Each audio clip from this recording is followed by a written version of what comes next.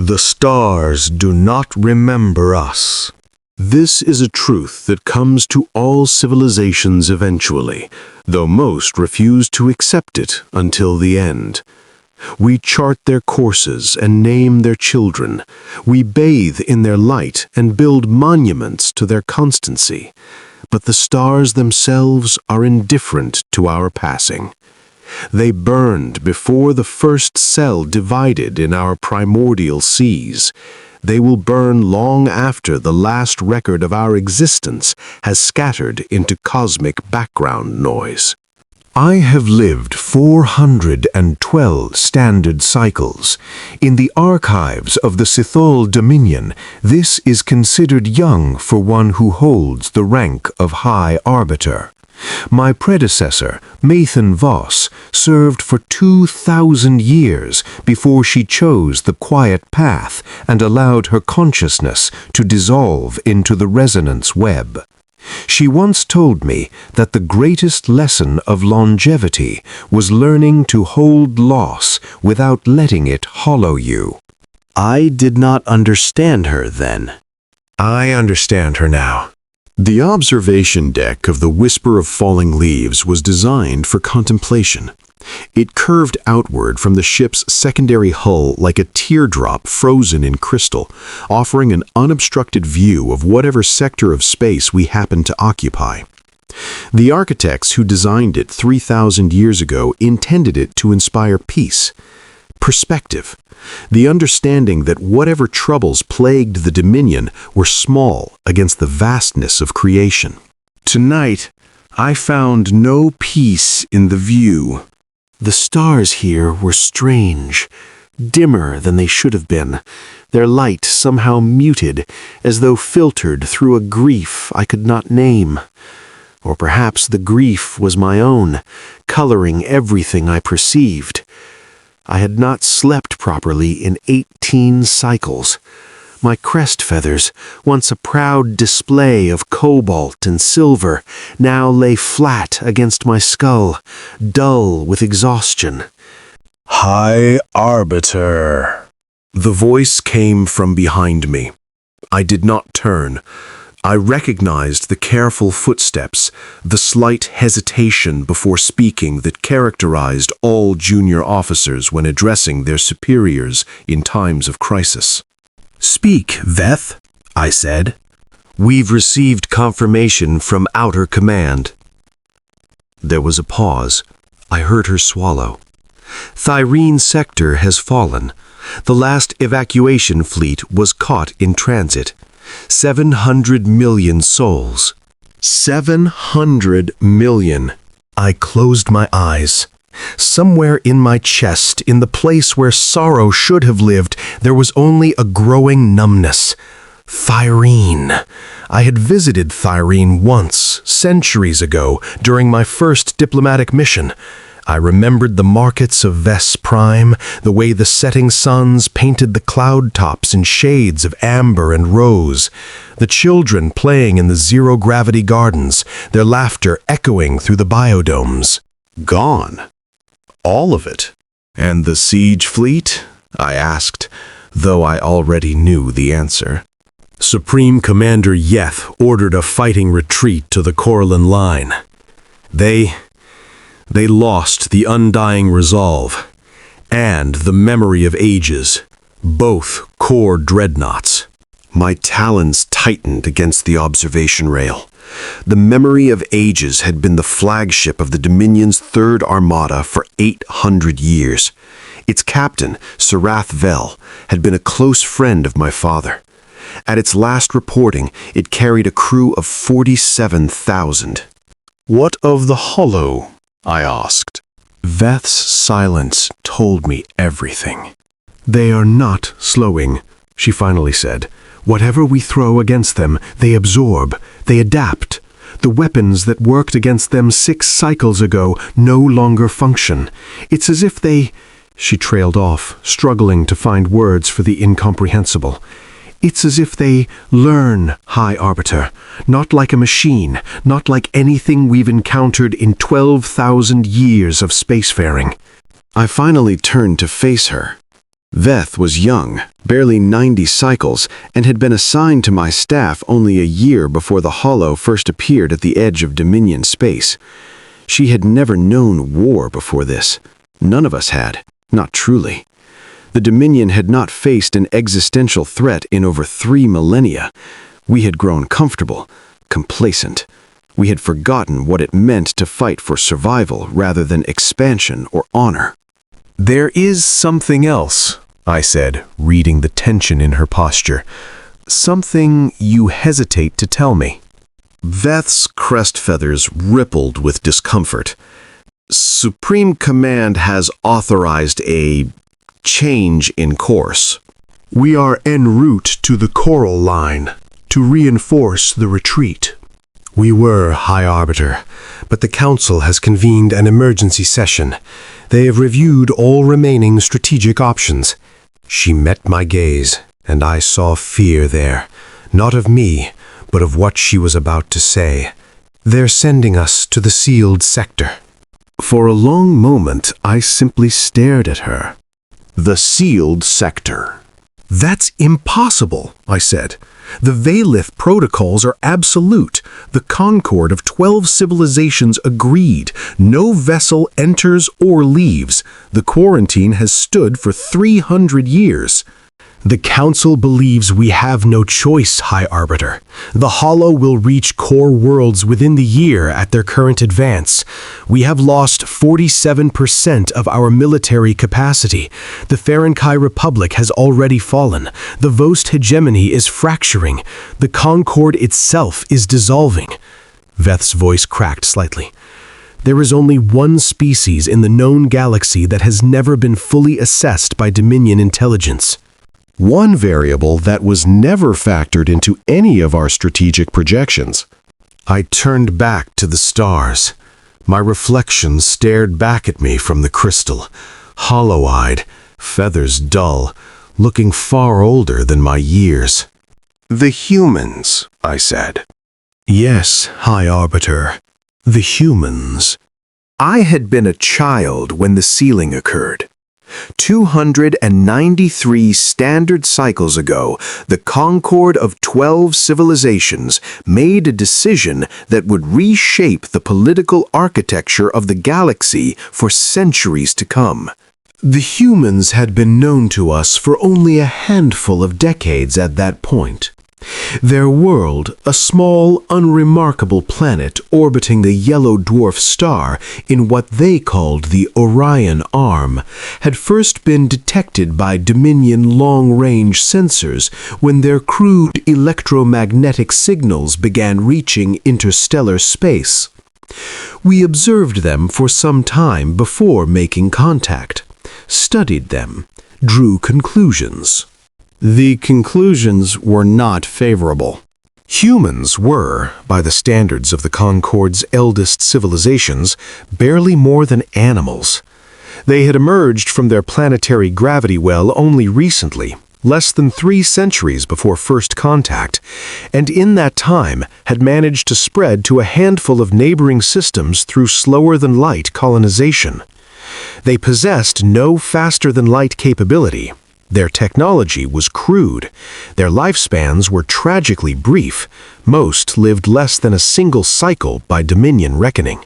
Their societies were fragmented, chaotic, prone to internal conflict. And yet, the debates in the Concord chambers lasted for years. I remember my father speaking of them when he returned from his diplomatic rotations. The unease that rippled through the elder species whenever humanity was discussed. The Valith, oldest of all the Concord races, had examined humanity's development with growing alarm.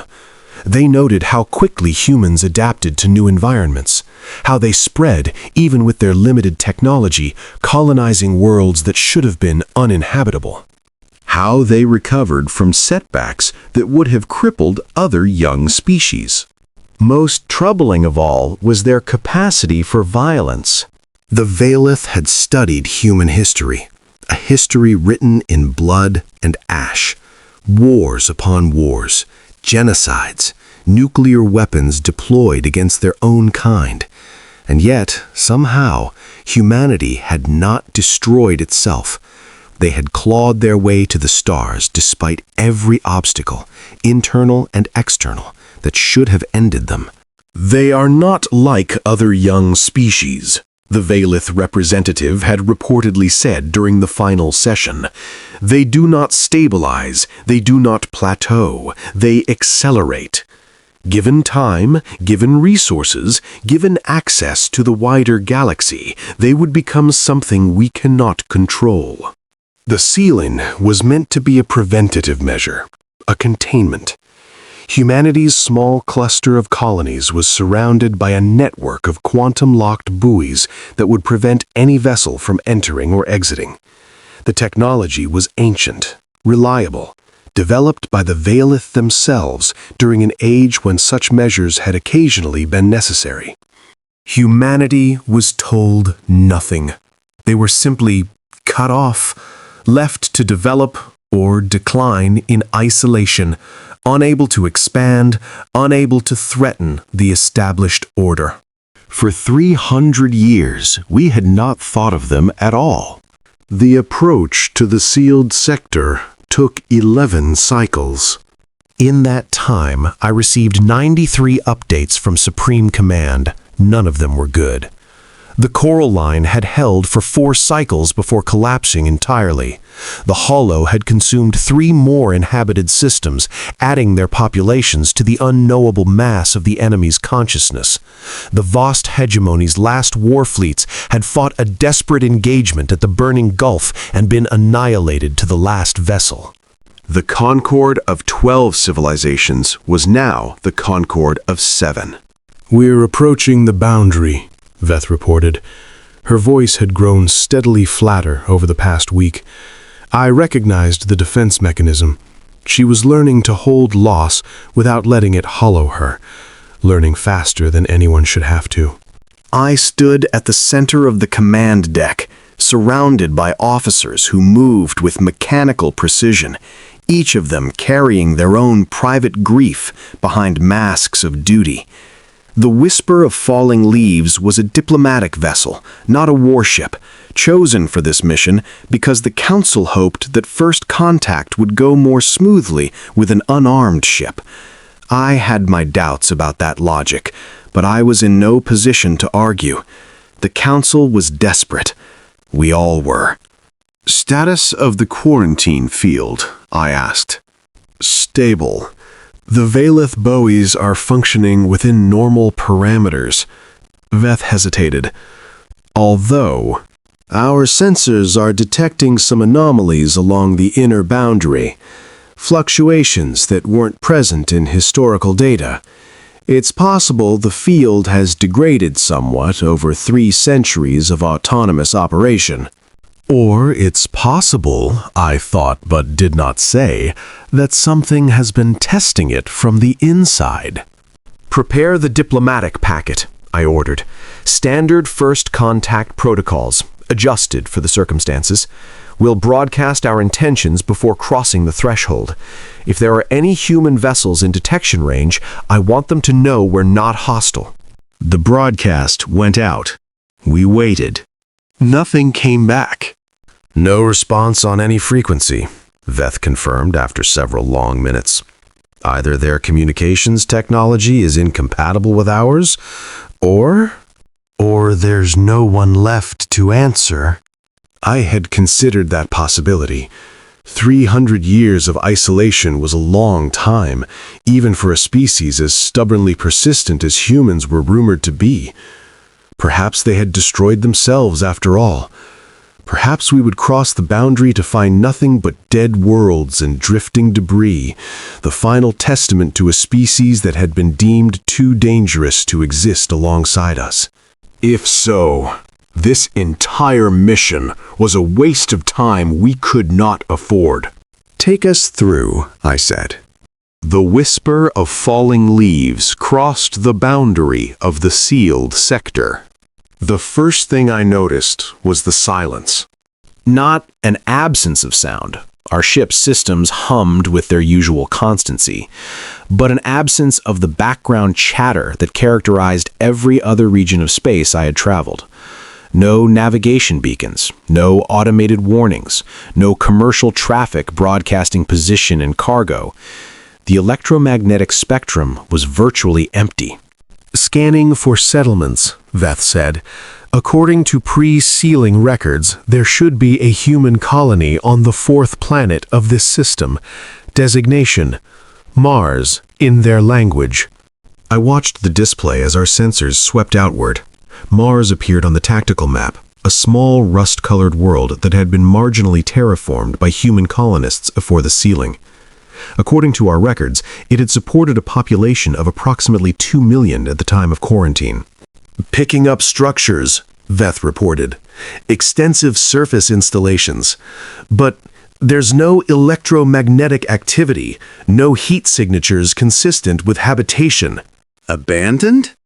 It would appear so, High Arbiter. We continued inward toward the system's heart. Earth, the human homeworld, was our ultimate destination. If any humans remained, that was where we would find them. What we found instead was something I had not anticipated. Contact, Veth said suddenly. Single vessel, small, no weapon signatures. I leaned forward. On the tactical display, a tiny icon had appeared. It was approaching from a vector that suggested it had been monitoring us since we entered the system. Configuration? I asked. Unknown design. Hull composition is consistent with human metallurgical signatures from pre-sealing records, but the architecture is different. She looked up at me. They've been developing, changing. Of course they have. 300 years is not nothing, even for a short-lived species. Hail them. The channel crackled. For a long moment there was only static, and then, with startling clarity, a voice emerged. It spoke the Demulnian's common tongue, accented but perfectly understandable. Vessel identifying as Whisper of Falling Leaves. You have entered restricted space. State your intention. Veth and I exchanged glances. They had learned our language. In 3 centuries of isolation, with no contact with the wider galaxy, they had somehow learned our language. I stepped forward, keying the response channel. This is High Arbiter Velrin Kythos of the Scythal Dominion. We come with an urgent message for humanity's governing body. We request permission to proceed.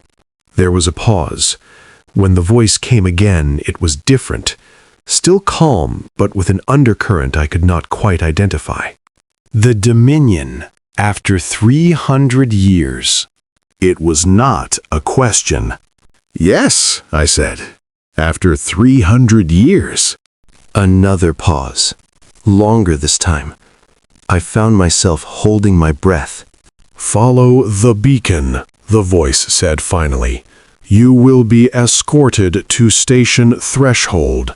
Any deviation from the assigned course will be interpreted as hostile action. The channel closed. A navigation beacon appeared on our display, pulsing with a steady rhythm. Veth plotted the course and engaged the engines. High Arbiter, she said quietly, did you notice the sensor readings on that vessel? I nodded. I had noticed. The ship that had intercepted us was small, barely a frigate by Dominion standards, but its power output was completely inconsistent with its size. The energy signature was dense, controlled, thrumming with contained potential that our sensors could barely quantify. 300 years ago, humans had struggled to achieve fusion power. This vessel was running on something else entirely. What have you become? I wondered. What did we lock away? Station threshold hung in the shadow of Earth's moon. a structure of curves and angles that seemed almost organic in its architecture. It was not large, perhaps a tenth the size of a Dominion orbital habitat, but there was something about its proportions that suggested efficiency rather than limitation. Nothing wasted, every surface purposeful. We docked at the designated port. The airlock cycles were smooth, the pressure equalization precise. When the inner doors opened, a delegation of 3 humans was waiting for us. I had seen images of humans before, of course. Historical records, surveillance footage from before the sealing. But those images had not prepared me for the reality of standing before them. They were smaller than I expected. The tallest among them barely reached my shoulder. Their faces were soft, almost delicate, lacking the armored plates or reinforced bone structures common among apex species. Their bodies were asymmetrical in subtle ways, a hand held slightly differently, a shoulder lower than its counterpart, imperfect, fragile. And yet, The way they stood, the way their eyes moved, taking in every detail of our party with calm, methodical attention. The way they breathed, slow and controlled, as though they had practiced stillness until it became second nature. there was nothing fragile about that stillness. High Arbiter Kathos, the lead human said, a female, based on the slight differences in skeletal structure I had read about. Her hair was dark, threaded with gray at the temples. Her uniform was simple, functional, no ornamentation, no insignia beyond a small symbol on her collar. I am Director Chen Wei of Station Threshold. Welcome to what you once called the Sealed Sector. Her tone was even, polite, utterly unreadable. Thank you for receiving us, Director Chen, I said. I apologize for the circumstances of our arrival. I understand it must seem unexpected. Unexpected? The faintest trace of something flickered across her features. Not anger, but something closer to dark amusement. 300 years of complete isolation. No contact, no explanation, no acknowledgement of our existence. And now a diplomatic vessel appears and requests an urgent audience. She let the observation hang in the air. Yes, Director, I said. I understand how that must appear. Do you? The question was soft. I found myself unable to hold her gaze. Perhaps not entirely, I admitted. Chen Wei nodded slowly. You should know, High Arbiter, that we've been aware of events beyond the quarantine for some time. Our technology has evolved. We've observed the movement of fleets, the evacuation of systems, the spreading darkness. She paused. You've come because you're losing a war. I felt Veth stiffen beside me. Yes, I said. There was no point in deception. We are. Against an enemy that has destroyed civilizations older than ours, an enemy that adapts faster than you can respond, an enemy that does not negotiate, does not retreat, does not stop. I stared at her. You know of the Hollow? We have watched them from the outside of our cage for 47 years, High Arbiter. We've studied them, modeled them, theorized about their origins, their capabilities, their objectives. Chen Wei's expression remained placid, but something shifted in her eyes, a weight, an old pain. We have done this because we knew, eventually, that someone would come, either the Hollow themselves, breaking through our quarantine to consume us, or someone else desperate enough to seek help from the species that was sealed away.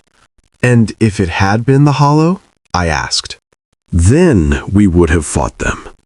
The simplicity of her answer struck me like a physical blow.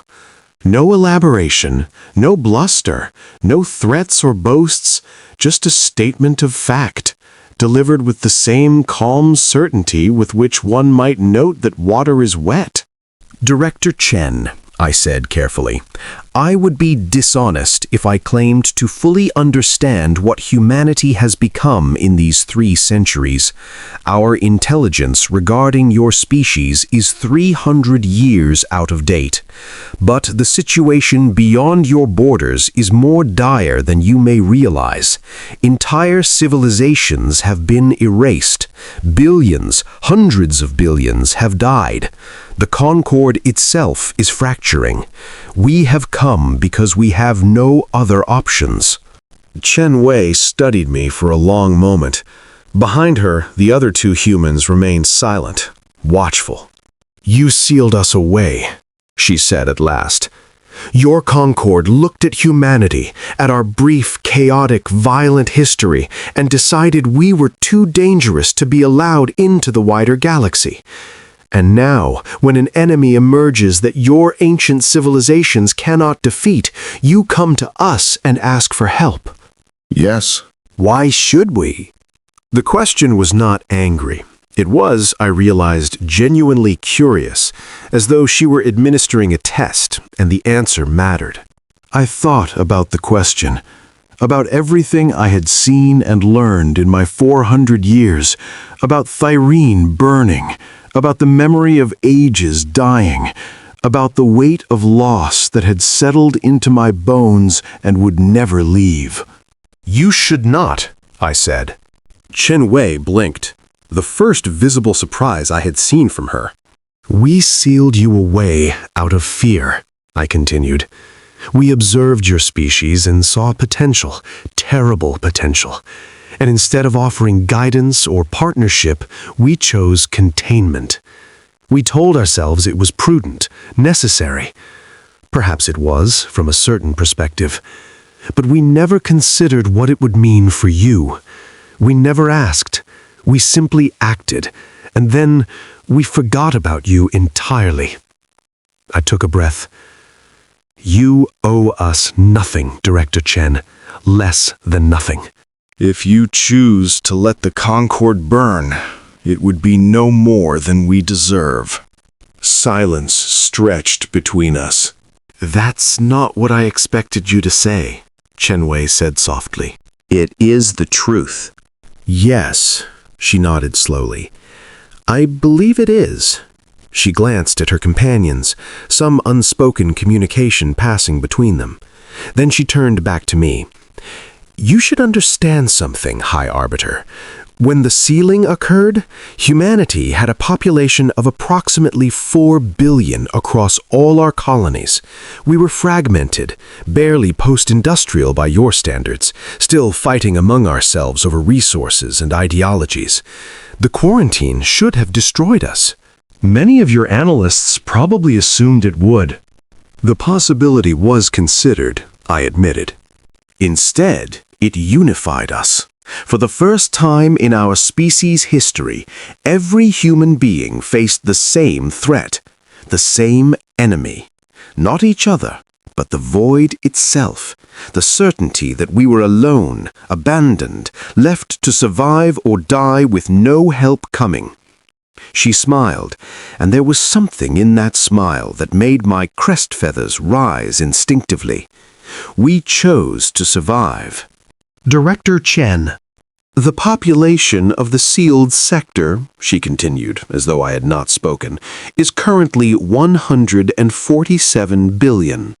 I felt the blood drain from my face. That is not possible. And yet, she gestured toward the observation windows that lined the corridor behind her. We have colonized every viable body in our sealed space. We have developed technologies that your Concord has not dreamed of. We have prepared for this day, or one like it, for 300 years. She stepped closer to me, and despite her small stature, I found myself fighting the urge to step back. We are not the species you sealed away, High Arbiter. We are what you made us. The days that followed were a blur of meetings, briefings, and negotiations. I was assigned quarters on Station Threshold. Comfortable, functional, unremarkable. The food was adequate, if unfamiliar. The human staff who attended to our needs were polite but distant, answering questions without elaboration, offering nothing beyond what was asked. What struck me most was the quiet. In the Dominion, even in times of peace, there was a constant undertone of activity. Conversation, music, the hum of competing transmissions. Dominion citizens filled silence instinctively, as though afraid of what might emerge if the noise ever stopped. Here, silence was allowed to exist. Humans moved through corridors with minimal conversation, their footsteps soft, their expressions calm. They smiled when greeted, but did not initiate contact. They watched without being observed to watch. It was, I realized gradually, the behavior of prey animals who had become something else. The eternal vigilance of a species that had learned, through long and bitter experience, that danger could come from anywhere. "You find us unsettling," said a voice beside me. I turned. A human man had approached without my noticing, which should have been impossible, given my species' acute hearing. He was older than Shen Wei, his face weathered, his eyes carrying the peculiar weight that seemed common among humans in positions of authority. "I would not say unsettling," I replied carefully. "You would not say it." The man smiled. "I am Admiral Pierce. I've been assigned to brief you on our defensive capabilities, should the Council authorize cooperation." "Should they authorize?" "That decision is above my pay grade, High Arbiter. My job is just to show you what we have. What happens after is for wiser heads than mine." He gestured toward a transit pod waiting at the end of the corridor. "Shall we?" The tour that followed lasted 6 hours. Admiral Pierce showed me orbital facilities that manufactured vessels with an efficiency that should not have been possible. Shipyards where construction was measured in days rather than months. Training simulations where human soldiers, so young, so fragile seeming, performed tactical exercises with a coordination and aggression that made my blood run cold. He showed me weapons. Not many, just enough to understand the scale. The Concord's assessment of humanity focused primarily on our history of internal conflict, Pierce observed as we stood before a viewport overlooking a weapons testing range. In the distance, a decommissioned asteroid was being systematically vaporized by focused energy discharges. You saw our wars, our atrocities, our genocides. You concluded we were too violent to be trusted. The assessment was not without basis, I said. No, we were violent. We still are in ways. He watched the asteroid disintegrate. But you missed something critical in your analysis, High Arbiter. You saw our capacity for destruction. You didn't see why we destroyed. What do you mean? Humans don't fight because we enjoy it. We don't wage war for sport or honor or philosophical abstraction. He turned to face me. We fight because we are afraid, because we have always been afraid. Our entire evolutionary history is a story of prey animals clawing their way to the top of a food chain that was never meant to include us. We are soft, slow, weak. Every predator on our homeworld was faster, stronger, better equipped for survival. We should have been extinct before we ever developed language. But you survived. We survived because we learned to be afraid together, to channel our fear into preparation, to look at every threat and ask, how do we kill this before it kills us? He smiled grimly. You sealed us away for 300 years. You gave us 3 centuries to prepare for threats we couldn't even name. Do you understand what that means? I was beginning to. The Hollow, I said slowly. You've been preparing to fight them. We've been preparing to fight everything. The Hollow are just the current manifestation of the threat we always knew would come. Pierce's expression softened slightly. We don't hate you, High Arbiter. We don't even resent the sealing. Not anymore. It made us stronger, more unified, more focused. But you should understand what you're asking when you ask for our help. You're not asking humanity to enter a war. You're asking us to unleash 3 centuries of preparation for exactly this moment. The asteroid was gone.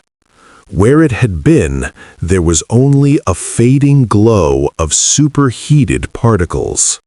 And if you unleash it, I asked, can you ever put it back? Admiral Pierce did not answer.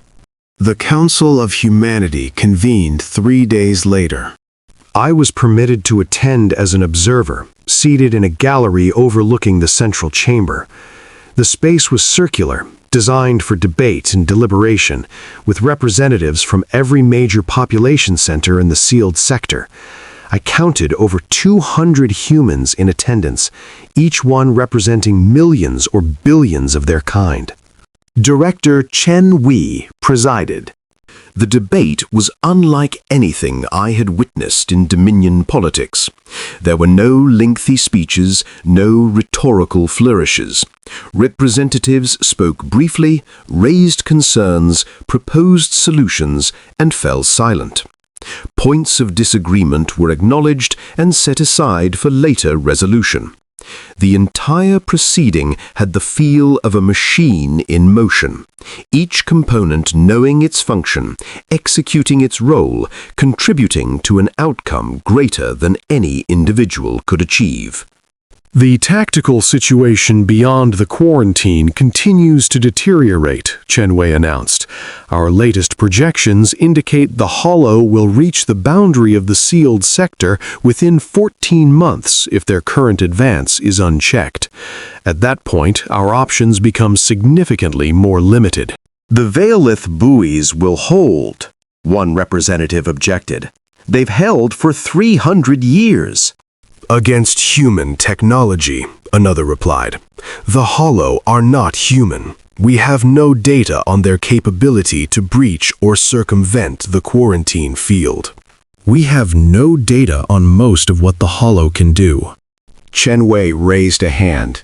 Silence fell instantly. The question before this council is not whether the Hollow pose a threat. The question is whether we engage that threat on their terms, waiting for them to reach our borders, fighting a defensive war in our own space, or whether we take the initiative. She looked up at me. High Arbiter Kathos has come seeking an alliance. The remnants of the Concord are willing to share all tactical data, all intelligence on the Hollow, all resources at their disposal. In exchange, they ask only that we help them survive. Her gaze moved across the assembly. I now open the floor for discussion on the proposed alliance. What followed was 3 hours of debate. Some argued for isolation. The sealed sector was defensible, they claimed. Let the Concord fall. Let the ancient empires that had caged humanity face the consequences of their arrogance. Why should human blood be spilled to save those who had abandoned them? Others argued for intervention, not from compassion, but from strategy. The Hollow could not be allowed to grow unchecked. Better to fight them in Concord space with Concord resources than to face them alone when they had consumed everything else. Still others spoke of something I had not expected: mercy. We were not our ancestors, they argued. We had spent 3 centuries proving that humanity could transcend its violent past. To refuse aid to the dying out of spite would make us no better than those who had sealed us away. In the end, the vote was overwhelming. Humanity would fight. How long until your forces are ready to deploy? I asked Chen Wei after the council adjourned. She looked at me with an expression that took me a moment to interpret. It was not confusion, not hesitation. It was, I realized, faint amusement. Our forces are already deployed, High Arbiter. I stared at her. While you were touring Station Threshold and attending council sessions, she continued, we have been coordinating mobilization across every sector of our space. The first wave departed 16 hours ago. They are currently en route to the quarantine boundary. The boundary that has been sealed for 300 years, that no vessel can cross. No vessel has crossed, Chen Wei corrected. That does not mean no vessel can. I felt something cold settle in my chest. You found a way through. We've found several. She began walking, and I fell into step beside her. When the Veilith sealed us away, they believed their technology was insurmountable, and by the standards of the era it was. But the Veilith have not developed new technology in millennia. They reached their plateau and stopped innovating. We never had that luxury. We entered a transit pod and accelerated away from Station Threshold. Through the viewports, I watched as we approached something vast, a structure I had not seen before, hanging in the darkness between Earth and Luna. It was a ship, or rather, it was the skeleton of a ship. An incomplete frame of struts and conduits that stretched for kilometers, still under construction, glowing with the heat of active fabrication. What is that? I whispered. The remembrance of all that was lost, Chen Wei said. Our flagship. It will be completed in 3 months. But it is not what I wanted to show you. The transit pod curved past the massive construction and brought us to a military installation I had not been told existed. As we docked, I saw rows upon rows of vessels, thousands of them, arrayed in formation, their running lights gleaming like stars. 147 billion humans, Chen Wei said quietly.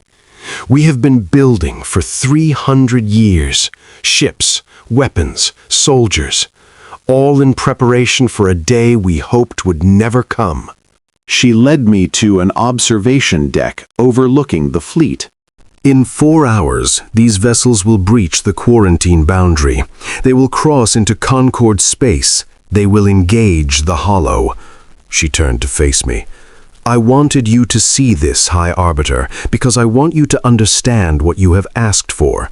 You came seeking an alliance, but there is no alliance between equals here. There is only a species that was sealed away learning to survive, and finally being given permission to emerge. I looked out at the fleet. So many ships!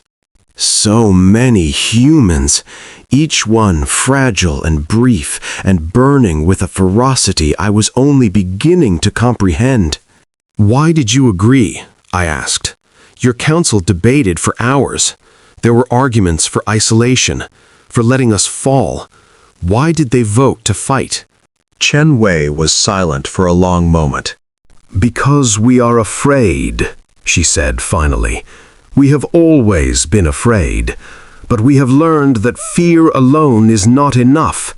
It can make you strong, it can make you prepared, but if you let it rule you, if you hide behind walls and pretend the darkness cannot reach you, then you have already lost. She placed a hand on the observation window. We sealed ourselves away from each other once. Nation against nation, culture against culture. We nearly destroyed ourselves a dozen times, but we learned. We grew. We understood that survival alone is not enough, that to truly live, you must risk losing everything. She looked at me. Your Concord sealed us away because they feared what we might become. They were right to be afraid, but they forgot that fear can be a teacher as well as a tyrant. We have learned lessons in 300 years that your civilizations never had to learn, and now we will teach them to the Hollow. The breach occurred at 0347 hours, station threshold time. I watched it from the command center, surrounded by human officers who moved with quiet efficiency. On the tactical display, thousands of blue icons converged on a single point along the quarantine boundary, a point where human engineers had identified a microscopic flaw in the Valeth technology, a gap in the quantum-locked field that could be exploited with sufficient force and precision. The first vessel through was a destroyer named Unbroken. According to the data feed, it was crewed by 37 humans and commanded by a woman named Captain Lisa Okonkwo. She was 28 years old, barely a child by Dominion reckoning, and she led her ship through a gap in space that had been declared impenetrable for 3 centuries. The quarantine field shattered. Not gradually, not in pieces, but all at once. A cascade failure that propagated through the Valeth network at light speed, destroying buoys that had orbited for 300 years. In moments, the sealed sector was sealed no longer. Humanity was free. The first reports from Concord Space arrived within the hour. Human scout ships had made contact with Dominion forces retreating from the Corel line. The reaction was complicated. Some Dominion commanders opened fire on the unfamiliar vessels, assuming they were hollow reinforcements. Others attempted to communicate, only to discover that humans had learned not only the Dominion's language, but the protocols of half a dozen Concord species. But the dominant reaction, repeated in report after report, was confusion. Who were these vessels? Where had they come from? Why were they here? The Hollow, of course, did not share that confusion. They simply attacked. The Battle of the Corel Remnant was the first major engagement between human forces and the Hollow. I watched the tactical feed with Veth at my side. She had been silent for hours, watching the data streams with hollow eyes. I knew what she was thinking. Somewhere in that chaos, Dominion soldiers were dying. Her people, her civilization, and there was nothing she could do but watch. The human fleet is engaging, a sensor officer reported. Hollow forces are approximately 4 times their number. I expected the humans to fall back, to regroup, to adopt a defensive posture until reinforcements could arrive. Instead, they advanced. The tactical display lit up with weapons fire, energy signatures unlike anything in the Dominion's arsenal, concentrated and devastating, cutting through hollow formations with surgical precision. Human vessels moved in patterns that seemed chaotic, but were, I realized, perfectly coordinated. Thousands of ships acting as a single organism, exploiting weaknesses the moment they appeared. "They're not fighting like individuals," Veth whispered. "They're fighting like a hive." "No," I said. "They're fighting like humans." The Hollows adapted. They always adapted. It was their greatest and most terrible strength. But for every adaptation, the humans had a counter. For every shift in Hollow tactics, human commanders responded with something new. The battle was not a contest of strength against strength. It was a contest of evolution against evolution, adaptation against adaptation. And for the first time since the Hollow had appeared, they were losing. The weeks that followed reshaped the galaxy. Human fleets spread through Concord space like wildfire, engaging Hollow forces wherever they found them. Worlds that had been written off as lost were liberated. Evacuation corridors were established. Refugee populations were transported to safety with an efficiency that put Dominion logistics to shame. But it was not just military victory that changed things. Humans appeared on battered Dominion stations with medical supplies and engineers. They repaired damaged infrastructure. They treated the wounded. They distributed food to starving populations without asking for payment or political concession. When Dominion officers asked why, the humans simply said, "Because you needed help." I heard stories from across the front. A human soldier carrying a wounded Dominion child through 3 kilometers of active combat zone. A human engineering team working around the clock to restore life support to a crippled station, saving 40,000 lives. A human captain who refused to abandon a stranded Dominion vessel, taking his ship into the line of fire to provide cover while the crew evacuated. These were not the humans we had feared, not the violent, chaotic primitives we had sealed away. These were something else. "I don't understand," I said to Chen Wei during one of our final meetings. "We caged you. We left you to die. Why are you saving us?" She considered the question. "You know our history," she said. "The wars, the genocides, the long march of cruelty and suffering that marked our species from its earliest days." Yes. "But do you know how those stories ended?" I hesitated. "Every atrocity in our history," Chen Wei continued, "every act of brutality that your species used to justify the sealing, they did not end with the destruction of the enemy. They ended with reconciliation, with healing, with former enemies choosing to build something better together." She met my gaze.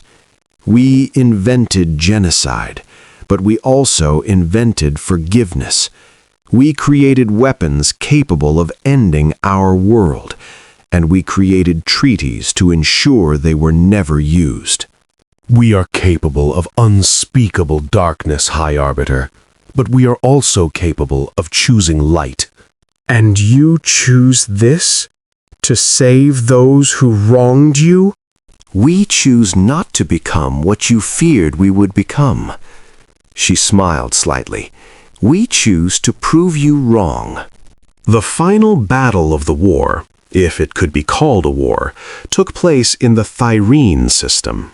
The Hollow had regrouped there, gathering their remaining forces for a last stand. Trillions of tons of biomechanical horror, pulsing with stolen consciousness, preparing to make one final push toward the core worlds. The human fleet that met them was commanded by Admiral Pierce. I was aboard the remembrance of all that was lost when the engagement began. The flagship was complete now, its massive frame alive with weapons and shields and engines that defied everything I thought I knew about physics. Around us, 10,000 human vessels formed a wall of steel and fire. "All ships, this is Admiral Pierce," came the voice over the command channel. "We've fought a long way to reach this point. Many of us won't see the end of this day. But I want you to remember what we're fighting for. Not just our survival, not just victory. We are fighting to prove that the universe is big enough for compassion and strength to exist together. We're fighting to show that a species can be forged in fear and still choose hope." A pause. Let's finish this. The human fleet advanced. What followed was not a battle. It was an education. The Hollow threw everything they had against the human lines. Biomechanical monstrosities, adaptive weapon systems, tactics that had crushed civilizations older than humanity's entire existence. And the humans absorbed it all. They adapted, they improvised, they died by the thousands and kept coming. But more than that, they did not fight with the desperation of a species facing extinction. They fought with the calm, implacable confidence of a species that had already stared extinction in the face and decided to survive anyway. Hours passed. The hollow lines buckled, broke, scattered. And then, with a final impossible surge, the human fleet punched through to the heart of the hollow formation, the core consciousness, the entity that commanded all the others. Admiral Pierce gave the order. The remembrance of all that was lost, fired. Thyrene burned bright, and then went dark. The hollow were gone. I stood on the observation deck as the debris field spread across the system. Veth wept quietly beside me, tears of grief for all that had been lost, tears of relief that it was over at last. Behind us, human officers continued their work with quiet efficiency, already coordinating recovery and rescue operations. Chen Wei approached. "It's done," she said simply. Yes, I looked at her, this small, fragile creature who had helped orchestrate the salvation of a galaxy. What happens now? "Now?" She considered the question. "Now we help you rebuild. We share what we've learned. We become part of the galaxy we were excluded from for 3 centuries. The Concord, what remains of it, may resist. There will be those who still fear you." They should, Chen Wei smiled. We are still human, High Arbiter. We are still capable of everything your ancestors feared. But we are also capable of choosing differently, of being more than our worst instincts. She looked out at the stars. You sealed us away because you thought we were too dangerous to exist among you. Perhaps you were right.